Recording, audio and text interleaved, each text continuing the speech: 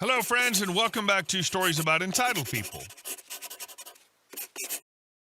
In our first story, we meet a retail employee just trying to do his job when a very angry customer walks in, convinced that every oven she's received is broken because her chicken won't cook right. But before we begin, best way to support our channel is to leave comments, like, and subscribe with the turned-on bell so you don't miss the new video every single day. Here we go. Customer blames the oven, the store, the installer. Spoiler, it's her cooking. So I was mainly a sales rep in a big retail tech chain. Not sure if allowed to use names here. Anyway, sometimes I would be asked to work the support desk, mainly for returns and hardware issues from customers. This was my first time doing this, and I was completely cool with it because I really wanted that experience on my resume at the time. My first customer was a frustrated pregnant woman who I'd seen complaining before over the past few weeks over her oven that she had purchased. She approached me and said she was frustrated because she's back a fourth time because at this rate we've sent her 3 ovens and none of them work. I was understanding, calm, and patient and asked her what the issue was. She said, and I quote, "It always effing undercooks my chicken." She proceeded to blame the installation team, then myself, then the company. Immediately, I realized all of the ovens we'd sent and installed, free of charge after the first one, and she just can't freaking cook. This is where things got worse. I grinned when she said it because I knew what was going on, and she immediately noticed. She proceeded to yell, saying I was laughing at her and being horrible, and screamed for my manager. I went out back to grab my manager and explain the situation. He burst out laughing, and we spent a good 5 minutes out the back to calm down and get straight faces. My manager had a chat with her, explained she wasn't cooking correctly, and unfortunately I missed the rest as we were really busy. She ended up filing a complaint against me to regional, which unfortunately legally have to get involved. The RM flew in from London.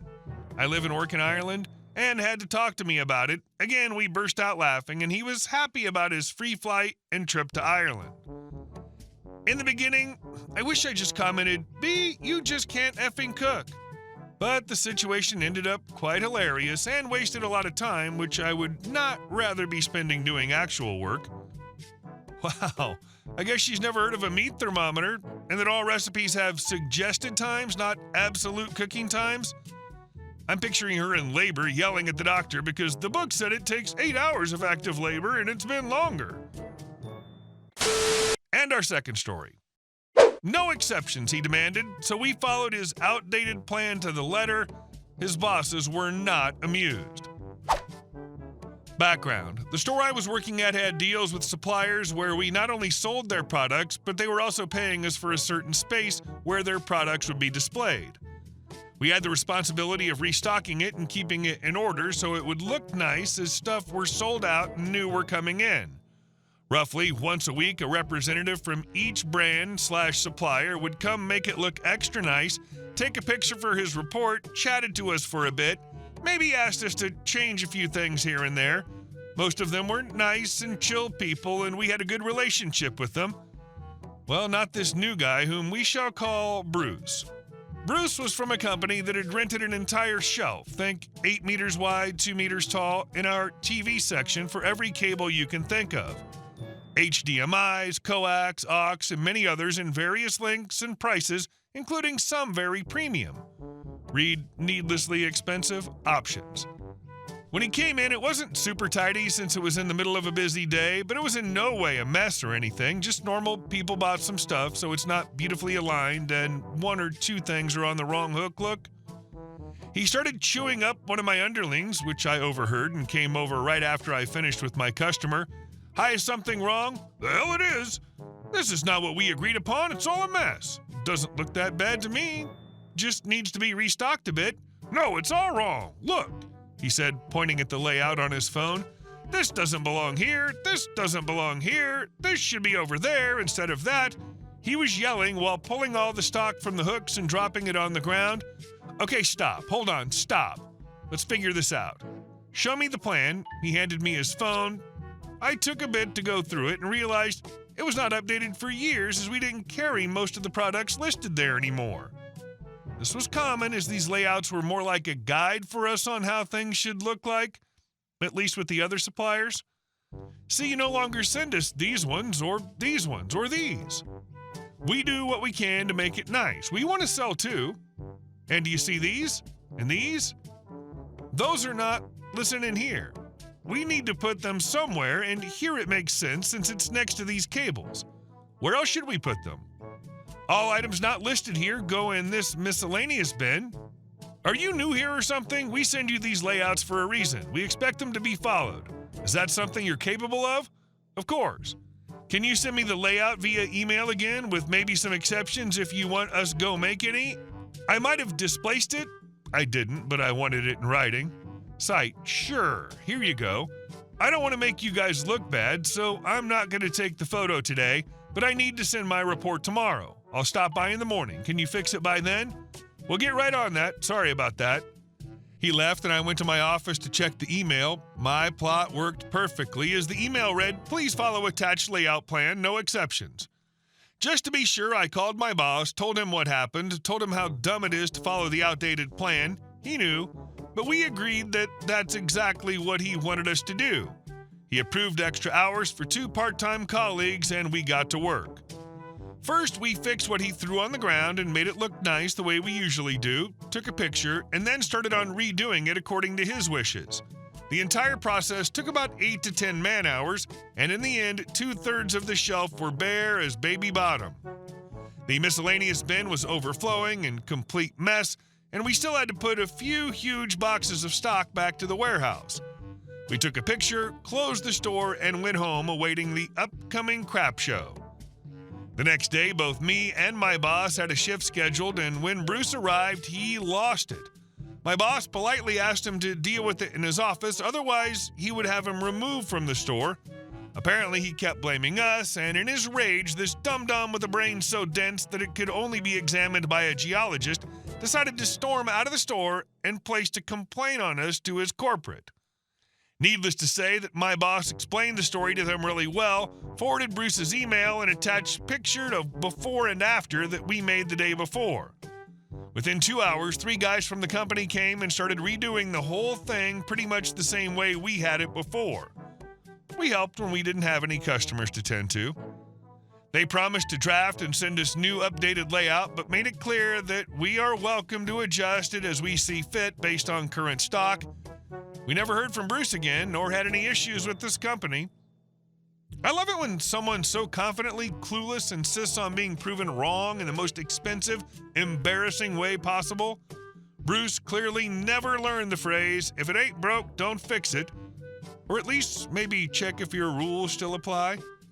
The best part is his angry email to corporate basically signed his own resignation letter from your store. Hope Bruce learned that yelling louder doesn't make you more correct, though I'm skeptical. And our last story. City attorney tries to outsmart farmers, ends up paying the ultimate price. I've been a farmer my entire life, working the land that's been in my family for generations. Our community here is tight-knit, filled with families who've known each other for decades. So when we heard that a big-shot attorney from the city had bought the old Wilson farm next to mine, we were curious but hopeful he'd fit in. The attorney, fresh from selling his $2 million city home, moved into a sprawling house on about 50 acres of prime farmland with woods and open fields. For over a decade, I had had a handshake agreement with Mr. Wilson, the previous owner. I'd mow his fields for hay, harvest sustainable timber from the woods, and in return, he'd receive plenty of wood to heat his house through winter. It was always a fair deal, no complaints. Hoping to continue this arrangement, I approached my new neighbor shortly after he settled in. The attorney, though polite at first, didn't like the idea of a simple handshake agreement.